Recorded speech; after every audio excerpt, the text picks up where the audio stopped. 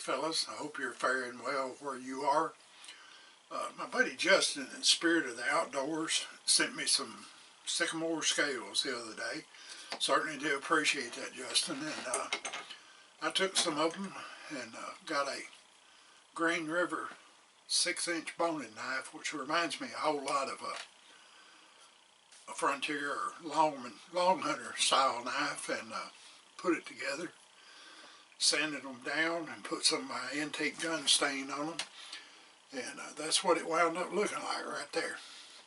Sure do appreciate that, Justin. I appreciate all your support that you give our channel. In other news, the other day, Mr. Donnie Laws, some of you may be familiar with him. He has a Appalachian channel on YouTube. His mother passed away. She'd been in bad health for some time, and she finally, last Wednesday, I believe it was the 16th, she passed away. So I want you to keep Mr. Donnie in your thoughts and prayers. And if you get a chance, look at his channel. He does his best to try to keep Appalachian ways, the history of that, alive. He also has a weekly series on Mondays about wildlife that's on a ridge that he's got access to. It's a lot of fun to watch. I enjoy watching it. We've had chronic wasting disease in the western part of Tennessee for some time, and now they've got a confirmed case in the next county to the west of here. And if my information is not wrong, they've also put the county I live in and one more county to the southeast of here in that chronic wasting disease zone, which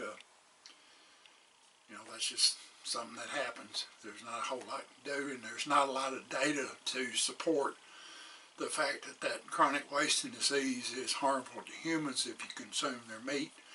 Main thing you want to do is watch the marrow of the bones in the deer, and also any of the internal organs. You might want to stay away from those because they're kind of a sink for that virus or whatever that causes that.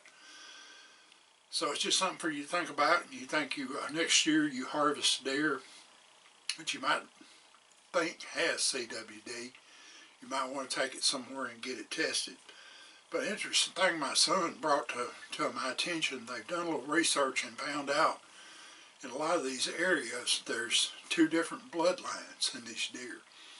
There's one that's highly susceptible to chronic wasting disease, and there's one that's highly resistant to the chronic wasting disease.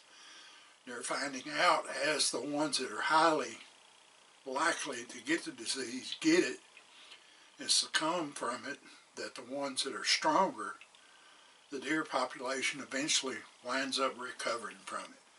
So that's the good Lord's way of balancing out the population to kind of keep things in check. But I thought that might be something that you people in my area of western Middle Tennessee might be interested in. It's something new on the horizon. I think the Tennessee Wildlife Resources Agency had a meeting a few days ago.